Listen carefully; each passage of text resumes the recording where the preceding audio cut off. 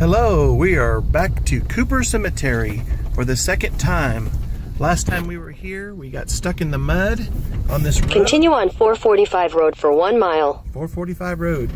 And this time there hasn't been any rain for quite a while. I'm here with my daughter, Laura. And she's gonna make sure that if we get out and stuck in the mud, she's gonna pull us out. But we have a different car. We have a Ford Explorer with 4-wheel drive, so just in case we need it. But we're heading down this old road to Cooper Cemetery to get one more photo request and take some more photos. So here we go down this road across the tiny bridge and looking for Cooper Cemetery for Findagrave photo requests. And it's a very bumpy road. Here's our little bridge with no railing. Look on this side, there's a railing. And off we go. A lot of farming, Amish and Mennonite farms up here. Cooper Cemetery is pretty well kept. So I already published some photo requests for some people and got some responses, and thank you for that. But we're going to keep driving and we're going to pull up at Cooper Cemetery any moment. Stop.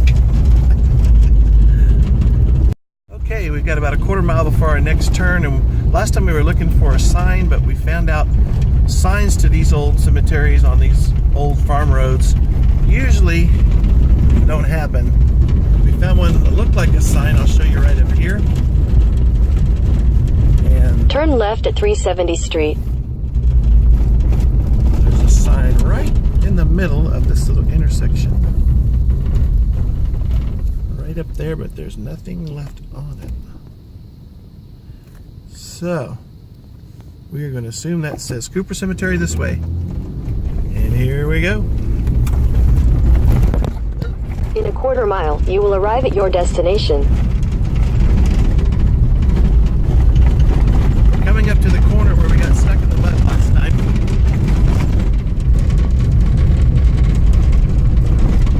But it is a very, very rough road, not squishy at all today.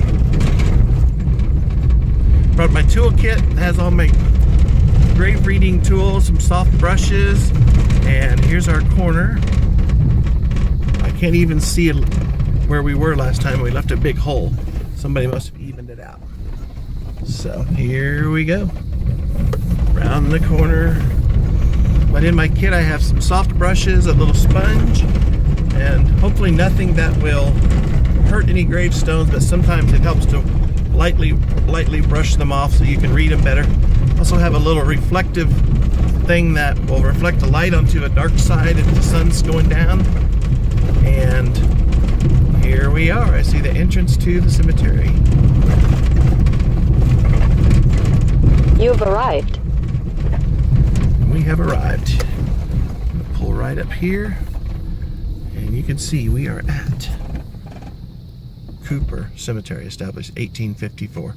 So we're going to go do some photo taking. This is our 4-wheel drive Ford Explorer that we brought this time. Makes a great grave hunting vehicle. And last time we were here, we were looking for some stones. We found one for Purcell family, and it's really neat because after we did that, I realized we got another request from the same person who wanted the person on the other side of the Purcell stone, which was John Purcell. So I'm going to put that on Findagrave. And I wanted to show you, here's Susan Purcell. This time of day, it's really easy to read some sides of the stone and really harder to read the other side. But here is John Purcell that we're just going to post on Findagrave. All right, and this says, "Though they sleep, their memory doth live, and cheering comfort to their mourners give. They followed virtue as their truest guide, lived as Christians died." A lot of neat things on some of these stones. The last time I was out here, I was able to clear off a few stones a little bit so that we could read them better. And I'll give you an example here in just a minute, but I'm just going to show you a general overview of the cemetery. And there's a couple really neat features here that I wanted to show you. And then we'll get to picture taking. A lot of these cemeteries have some real ornate places, and this is one. It has this wrought iron fence around the little family plot. And I think these are kind of neat to see the extent to which people put these up. It just looks like a grave marker. This is Patsy Edster, and the family name is on the top. And there's a gate to come in and put flowers on or whatever you want to do. Looks like there's a spot left for her husband, but it has not been filled out. So something must have happened in their lives that caused him not to be buried here. Okay. And there's always some neat old trees. People buried under these trees.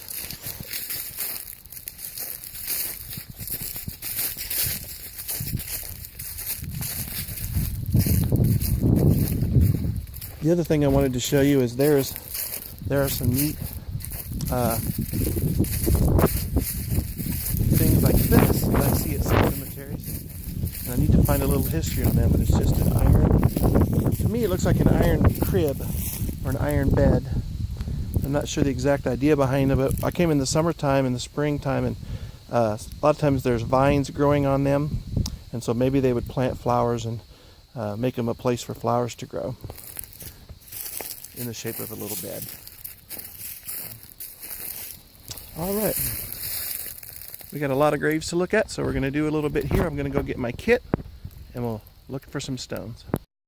I'm here in Cooper Cemetery still, and with my phone app, as you can see by my shadow, I'm using my phone app, but I can't, there we go. And I've come across a requested stone from Findagrave.com, and it's for Harriet Lomax. And I go to the memorial on my mobile app for Find a Grave, click the picture, it's immediately uploaded and the GPS location is marked, and she's the only one in the family that was requested, but I see next on the same stone is E.H. Lomax, and I've looked at the records to see that that is her husband, and his picture was not on his memorial, so went ahead and took that picture as well.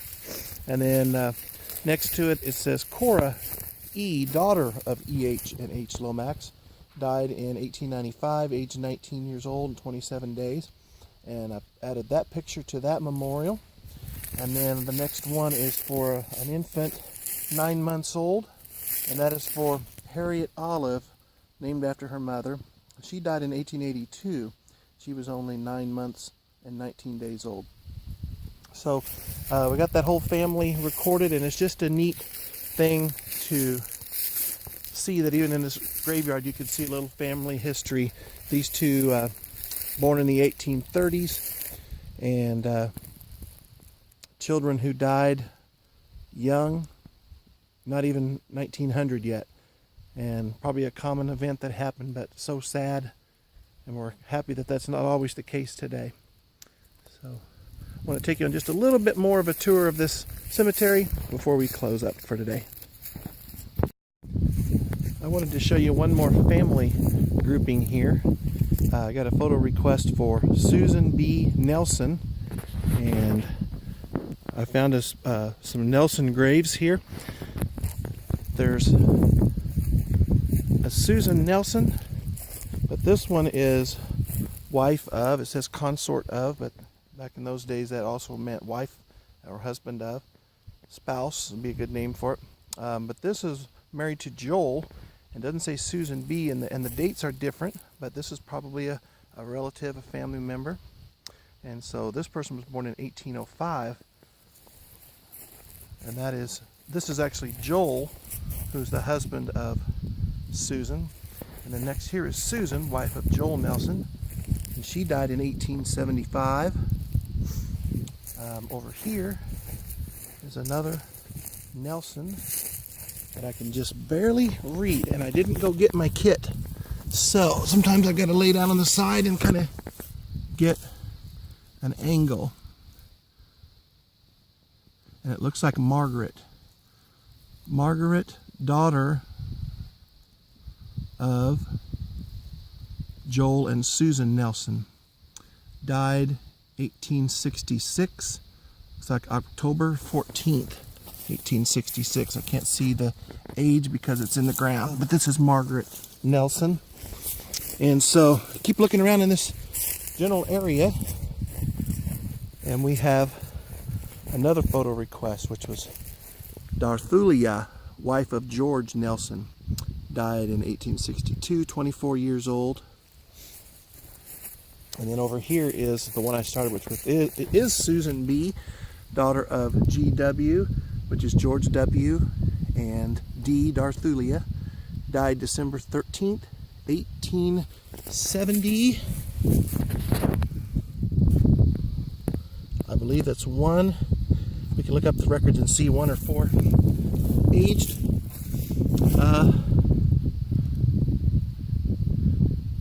It looks like 15 years. So a lot of family history right in this little grouping here. I hope the person who posted, I'll send you a link and you can see this little collection in case there's some of these names you don't have. So, all right, we're going to see just 1 or 2 more interesting things and then we'll head out of Cooper Cemetery. Thanks for watching this. We'll look a little bit more.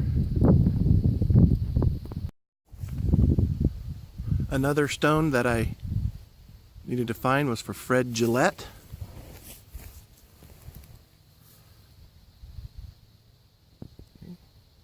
Died in 1898. And this is a stone next to it that I didn't need to find for a request, but I noticed it didn't have a picture. And this is for not a son, but another young relative who died at 10 years old. Actually died on his birthday, August 19th, 1879 to 1889, age 10 years.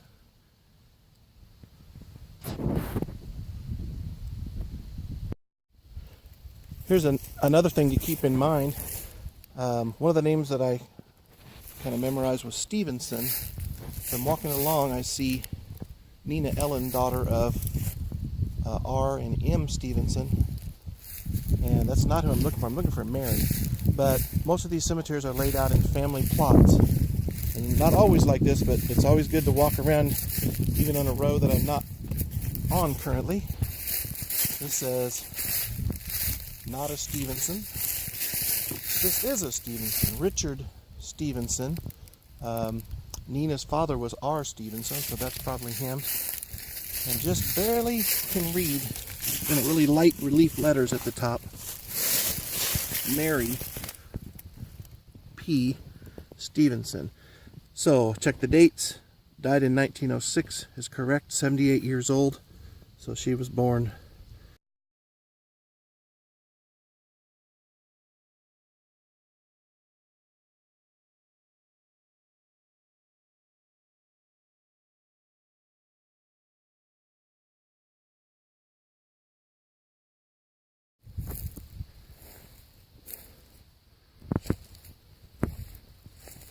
This is a larger one of these little beds with the top part that comes up and down. Well, this has been a really fun day out finding pictures of tombstones for family history, and I wanted to record a little bit more before I ran out of battery. And the thing that's been fun about it is this cemetery I found there were 27 photo requests, and I've already found about 17, and I think I'm going to find a few more. It's kind of neat to go where someone hasn't already gone. But I'm going to show you a couple of neat things. This is the other iron crib structure that I saw here today. And I've seen a lot of neat stones and carvings, and it's just been a neat day of history. And I hope you get out and get a chance to help some people with their family research by finding these stones. I've really had to look close on a lot of these old ones that are covered with moss and things, but I found several family groupings that I'm sure someone's really been waiting to hear about. One of the stones I found, the man must have bought a stone for him and his wife back in the 1890s, and when she died, he put her name on there, and when he died, nobody filled the rest of it out. It just still says his name with died and no date. So I like the old names, Jedediah and Birdie. And it's just a neat walk back in history. And so hope you had a good time watching this, and I'm going to keep making these, trying to figure out ways to make them even more interesting. But I've enjoyed and had a good time out here on this beautiful day, and hope you keep watching, and you can subscribe to my YouTube channel if you want to see some more. Thanks a lot. Bye-bye.